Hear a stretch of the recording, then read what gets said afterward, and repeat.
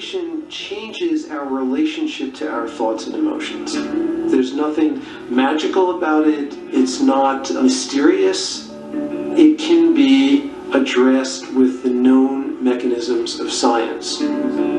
Psychologist Richard Davidson has been studying the benefits of meditation since 1992, when the Dalai Lama invited him to India to measure the brain activity of Buddhist monks. He had heard about me through mutual friends and knew that I was a respectable, rigorous neuroscientist who had interests in meditation. And he was interested in promoting scientific research on meditation. And we thought that this would be an amazing opportunity. We can bring portable equipment with us and schlep it up the mountain and see if we can collect some data. So we had quite a journey. We brought about 5,000 pounds of equipment with us. We looked like this crazy traveling rock band with, these enormous cases. Unfortunately, once Davidson was ready to collect the data, the monks had a change of heart. They said that they'd be happy to teach us everything they know about meditation, but they didn't really want to do the tests. But the Dalai Lama himself wanted to continue fostering the dialogue between Buddhism and Western science. This kind of dialogue very helpful to expand human knowledge about these not yet explored and still vast subject. Our knowledge very limited. So, particularly about inner world, inner science, inner space.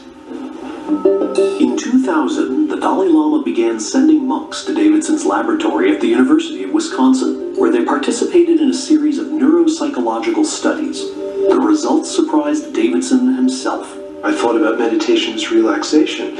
In fact, what we see in the brain of an advanced meditation practitioner when he or she is meditating is heightened activation, not relaxation. Davidson's studies of Buddhist monks and other experienced meditators suggested that while they may appear to be resting, their minds are actually intensely focused. And as they meditate more and more, their brains begin to change. When Davidson compared scans of the monks to scans of people who'd never meditated, he found that the monks showed considerably more activity in the left prefrontal cortex, a part of the brain that registers positive emotions. There are certain circuits in the brain that are more sensitive to the processing of negative emotions and other circuits that are more sensitive to the processing of positive emotions. And more than any other organ in our body, the brain is built to change in response to experience. It's a learning machine. The scientific evidence suggests that we can actually train our mind and shape its circuitry in our brain in very specific ways to promote increased levels of well-being. I think scientific findings also very, very useful, very convincing. It can be useful for medical science and also can be useful for bringing new generation, more healthier mind, more compassionate mind.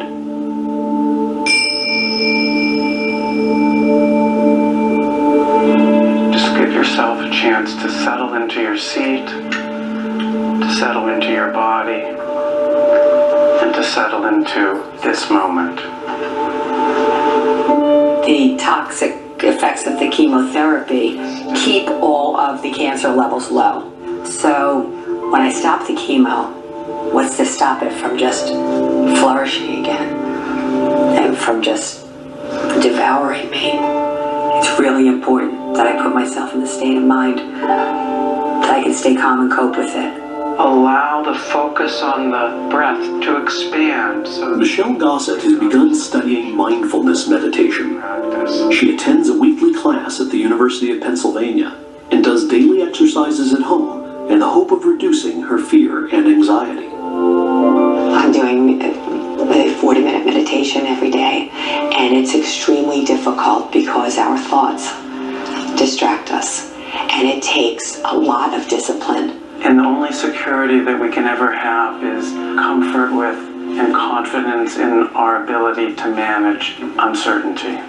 I think most people would agree that physical exercise is good for your health, and the same with mental exercise. If we took the training of our mind as seriously as we take physical exercise, we can actually train our brain to transform our happiness. I don't dwell in the sadness. I have a lot less anxiety now since I've been meditating. And I have to say that my anxiety has decreased by at least 75%.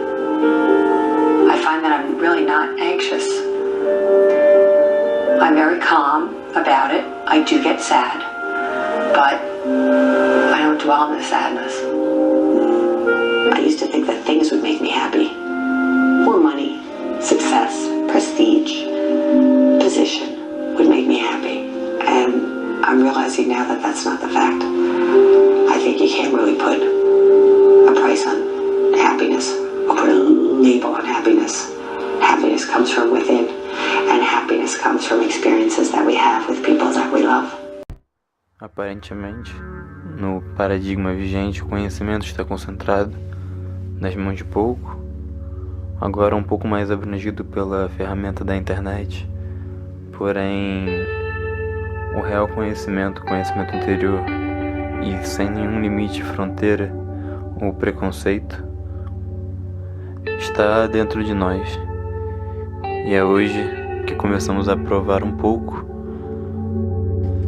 Agora, não existe hora melhor do que agora para você se tornar o seu próprio centro, se dar conta do seu próprio universo e viver intensamente nele. Não tem mais desculpas, não tem mais frustração, só alegria. Só essa alegria e esse conhecimento interior e profundo sobre todos e sobre tudo, que agora banha você, é capaz de te libertar.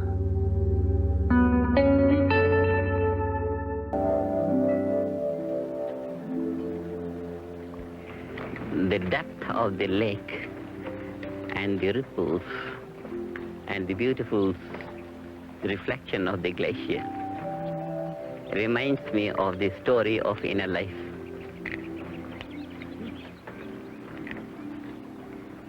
The mind is deep like a lake.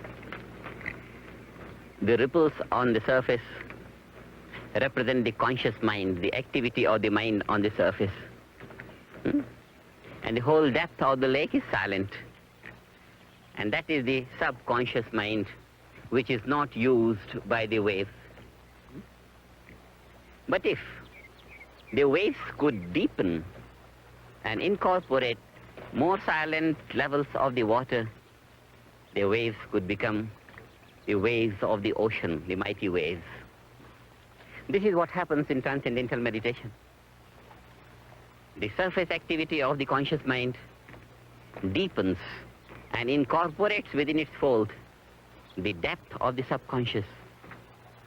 And with practice, nothing remains subconscious. The whole subconscious becomes conscious, and a man starts using full potential of the mind.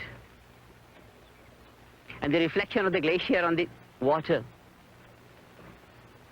is like the impression of the objects that the mind perceives. And as long as the mind is not capable of maintaining its essential nature, which is bliss consciousness, so long the mind gets imprinted by the perceptions of the objects, and this is called the bondage of the mind. The mind loses bliss consciousness and gains the joy of the reflections of the world, the joy of the relative order, losing the bliss of the absolute, eternal being. When the mind is not capable of maintaining its essential nature, the bliss consciousness, and is overshadowed by the reflections of the object of perception, then only the object remains and the subject as if becomes annihilated. This annihilation of the subjective nature within is a great loss. It's a loss of eternal bliss at the cost of temporary joys. Such a life where the value of the matter dominates is called material life, and the spirit gets annihilated. But when through the practice of transcendental meditation, the mind goes deep within to the source of thought, transcends the thought and gains bliss consciousness, and is capable of maintaining that even when it comes out into the worldly experience of objective nature, then it is called spiritual life. That the spirit is not capable of being overshadowed anymore by the objective experience. And this is spiritual life. This is life in eternal liberation. And without this, life is in bondage. A great loss. As if loss of £1 billion and gain of 1 million.